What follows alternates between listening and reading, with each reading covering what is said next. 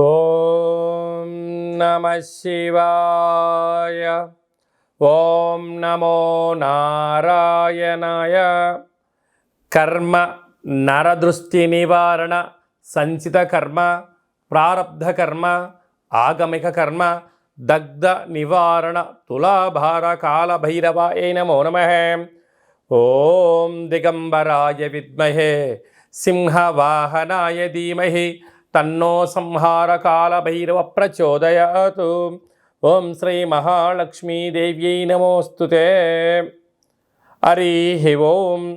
మా ఛానల్కి స్వాగతం. చూస్తున్న వీక్షకులకు ప్రేక్షకులకు ప్రియ కాల భైరవ భగవద్బంధులకి స్వాగతం పలుకుతూ మమ్మల్ని ఎంతగానో ఆదరిస్తూ ఉండబడినటువంటి ప్రియ సోదర సోదరీమణులకు సనాతన ధర్మ సంరక్షకులకు జ్యోతిష్య అభిమానులకు స్వాగతం పలుకుతూ అందరిపైనను గణేశ నిమజ్జన మహోత్సవ శుభాకాంక్షలు.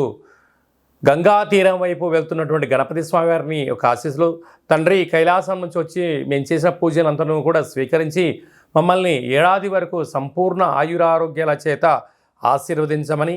సాగర తీరం వైపు స్వామివారి వెళ్తూ ఉంటారు కనుక అందరూ స్వామివారి యొక్క ఆశీస్సులు పొందుదాం. అఖండమైనటువంటి అష్ట కష్టాలకు స్వస్తి పలుకుదాం.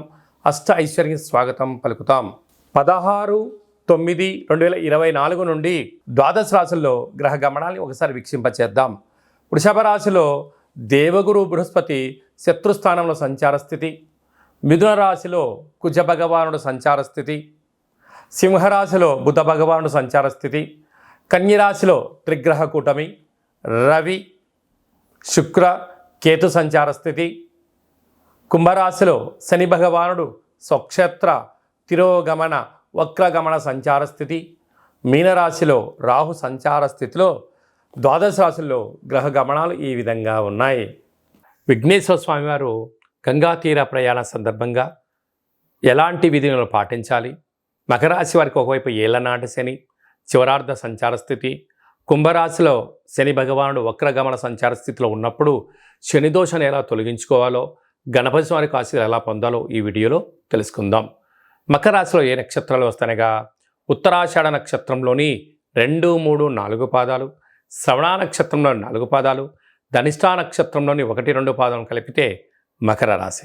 చాలామందికి పుట్టినటువంటి కాల సమయంలో డేటా బర్తులు లేనటువంటి కారణం వలన పేరు యొక్క మొదటి అక్షరాన్ని అనుసరిస్తూ ఆ రాశిని తెలుసుకునే ప్రయత్నం చేద్దాం. బో, జా, జీ, జూ, జే, జో, ఘ, గా, గి అక్షరాల వారందరూ కూడా మకర రాశి జాతకులే. మకర రాశి యొక్క అధిపతి శని భగవానుడు కనుక శని యొక్క ప్రభావ సంచార స్థితి వక్రగమనంలో ఉన్నప్పుడు దోష సంచార స్థితిని తొలగించుకోవాలి అన్నట్లయితే వీలైనంత వరకు తెల్లటి నువ్వులను మంచి ముద్దగా ఏర్పాటు చేసుకొని అట్లా పాలు పోసి కలిపి ఒక 21 ప్రమిదలను ఏర్పాటు చేసుకొని దాంట్లో ఆవు నెయ్యి కానీ కొబ్బరి నూనెను కానీ వీలైతే కొబ్బరి చిప్పలో కానీ అంటే మనం కొబ్బరి సగభాగం కొట్టిన తర్వాత అందులోనైనా నూనెను పోసి గణపతి స్వామి వారికి భక్తి శ్రద్ధల చేత దివ్యమంగళమైన నీరాజనంలో సమర్పించుకొని మనసారా కళ్ళకు అద్దుకోవడం వలన ఈ యొక్క తెల్లటి ఉండలను నైవేద్యంగా ఏర్పాటు చేసి అటుకులను పక్షులకు కానీ జలచరాశులకు దానం చేయడం వలన శనిదోషం తొలగి వీరు అనుకుంటున్న మంచి ప్రపంచానికి మంచి ఆధ్యాత్మికంగా విద్య ఉద్యోగ విదేశీయాన వ్యాపార సామ్రాజ్యంలో ఉండబడిన వారందరికీ చాలా మంచి కాలము అని చెప్పి గమనించాలి. అలాగనే ధనస్థానంలో శని సంచార స్థితి వక్రంలో ఉండడం వల్ల అపోహలకు వెళ్ళొద్దు. వీలైనంతవరకు మౌనంగా ఉండండి. మీ యొక్క జన్మ నక్షత్రం రోజున పూర్ణిమ అష్టమి తిథి యందున దూరావాయు జల ప్రయాణాలు పెట్టుకోవద్దు. అపోహలకు వెళ్ళొద్దు.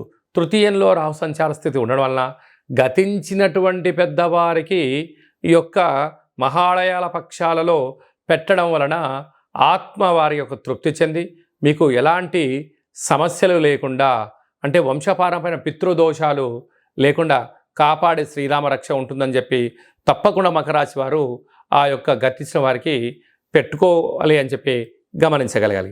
సంతాన స్థానంలో గురు సంచార స్థితి ఉండడం వలన నూతనంగా వివాహమైన వారికి సంతాన యోగం, పిల్లల యొక్క చదువులు, పిల్లల యొక్క అభివృద్ధి, విదేశాలకు వెళ్ళాలని మీ కోరిక నెరవేరబోతుంది.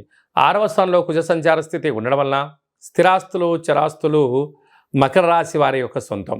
అలాగనే వీరికి విశేషమైనటువంటి భాగ్యస్థానంలో 3 గ్రహాల సంచార స్థితి ఉండడం వల్ల వివాహం కాని వారికి ప్రయత్నంలో వివాహం సాధించడం, భార్యాభర్తల మధ్య అన్యోన్యత, ప్రేమికుల మధ్య సయోధ్య ఉండడం వల్ల స్థిరాస్తులు, చరాస్తులు, కొత్తమైన ప్రాజెక్టులు సంపాదించడం, ఉద్యోగ ప్రయత్నాల్లో మకర రాశి వారికి అన్నింటా సొంతం అని చెప్పి గమనించాలి.